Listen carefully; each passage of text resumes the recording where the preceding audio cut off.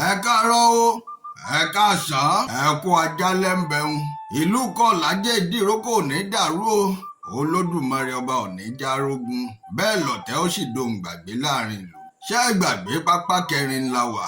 Èèyàn biography ọmọ ọba ẹlẹ́ẹ̀kejì Prince Sunday Adékànbí Ọláyọdé. Mo pè yín lónìí, wọn ò pè yín fúnkú, wọn ò sì pè yín fárùn. Wọn ò ní ṣe biography yín fúnkú o. Wọn ò ní rùkú yín jáde níbi tẹ́ wà ń o. Ọ̀yá dákun o. Ẹ bá ń wí fáwọn ọmọdé ilé yìí pé kí wọ́n ṣòwé agbẹ́jẹ́ mọ́wọ́ ná. Gbogbo ẹ̀yin ará àtọmọ Kọ́làjẹ́ Ìdíròkò. Ọ̀yá ẹ tẹ́ kí yín bẹ̀lẹ̀ jẹ́. Ẹ wá bá ń fetí gbéyàwó ọ̀rọ̀. Ibi kódà ni mo wà o. Gbogbo gbẹtẹyẹ mi ń ké náà ni pé ẹ̀rọ ṣẹ̀ṣẹ̀ kí ìlú Kọ́làjẹ́ ó rójú kó sì ráyè.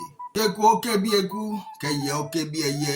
Kọ́mọ èèyàn ó sì fọ̀n bí ọmọ èèyàn. Kọ́mọ àlàáfíà Kọ́làjẹ́ Ìdíròkò kó wá tòrò mẹ́nẹ́mẹ́nẹ́ bí omi àfòwúrọ̀ pọ́n. Lẹ́yìn biography ọmọ oyè àkọ́kọ́ tí mo fi síta, èèyàn ti Prince Jonah Aríorí.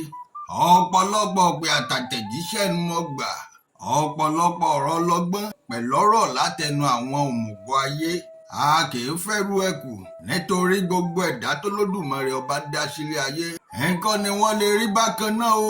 Ojú ọ̀tọ̀ọ̀tọ̀ ń ṣe ló ní kálukú fi máa ń wo ọ̀rọ̀. Ẹ wá rántí pé o, kò sẹ́ni tí ò lè jọba tàbí jókòó sórí àpèrè àwọn baba ńlá baba wọn. Èyí ń bó lódùmarè ọba bá kọ. Bẹ́ẹ̀ tí wọ́n fi sọmọ oyè ìjọba bọ́ba ti mú un. Ohun tọ́pọ̀lọpọ̀ ò mọ̀ gan ni pé o, àìká kò yáwọ́ lórí ọ̀rọ̀ fífọba jẹ nílẹ̀ Yorùbá.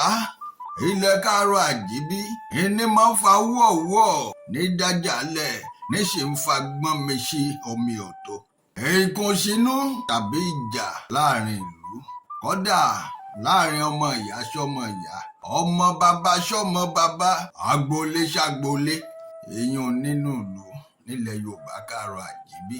Kò sẹ́nìkan tó lè ní kórí tó lódùmarè ọba bá ti kadé mọ́ látàjùlé ọ̀run ọmọdé o.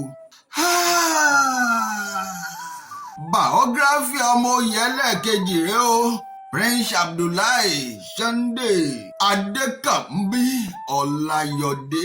Wọn ò ní gbókù yín jáde nínú pẹ̀bí o. Ohun ayọ̀ ńlẹ̀ mí ń ka biography yín fún, wọn ò ní kà fún kú fún yín. Wọ́n jọmọdé gbajúmọ̀ látòde ọ̀run wá.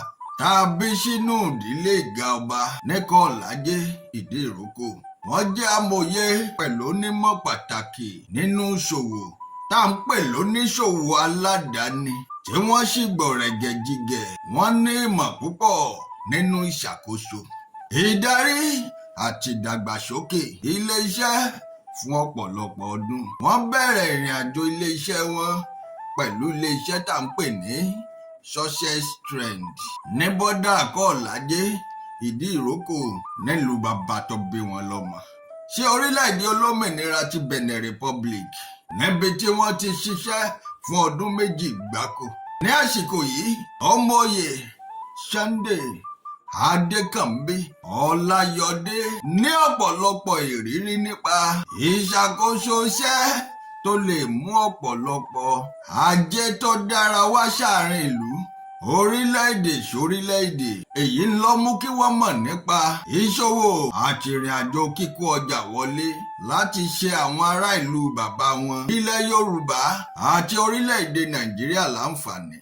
Lẹ́yìn èyí ni Prince Sunday Adékànbí Ọláyọdé lọ ṣiṣẹ́ pẹ̀lú olórí adé ilẹ̀ Òòtù Ọ̀nìrìṣà Àrólé Oòduà His Royal Majesty Ọba Ògúnwùsì Ẹniìtàn Ọ̀jájádé II.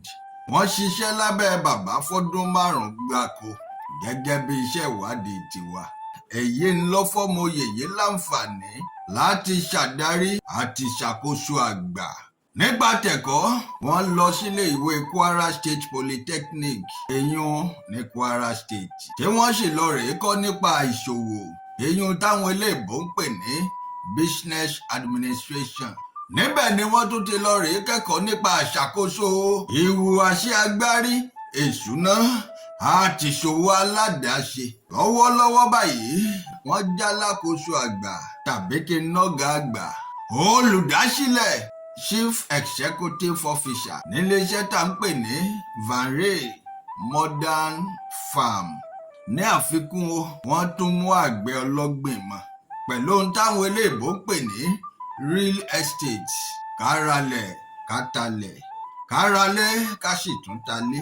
Èyí ń lọ wá fi hàn wá gbangba pé ọmọoyè Sunday Adékànbí ní ìmọ̀ tó tayọ nínú ìṣòwò, ìdá owó pẹ̀lú ìdàgbàsókè tó lágbára, tó sì ń fira rẹ̀ hàn gẹ́gẹ́ bí oníṣòwò tó ní ìran tó dára fún ọjọ́ iwájú àti fọ́jọ́ ọ̀la ìlú. Ẹ jẹ́ ìṣẹ́nu dédé sí bíbá yìí ná. Èyí ni díẹ̀ nínú biography Prince Sunday Adékànbí Ọláyọdé. Ẹ máa retí tẹ́nì kẹta láìpẹ́ nínú ètò mi. Ẹ̀yin olólùfẹ́ mi àdìtú ọ̀rọ̀ o, dátà ò ní gbaṣọ yìí lọ́rùn yín o. Ẹ sì ní bá wọn mórí ibùsùn ẹnu. Ajáyé ọ̀ní kò yín lọ́mọ jẹ. Bí n bá padà dé, dandan ni kí n tún bá yín lálàáfíà ara o. Àyúnlọ àyúnbọ̀ ń lọ́wọ́ ń yẹnu. Àtẹ̀pẹ́ báyìí náà ń lẹsẹ̀ tẹ̀ náà.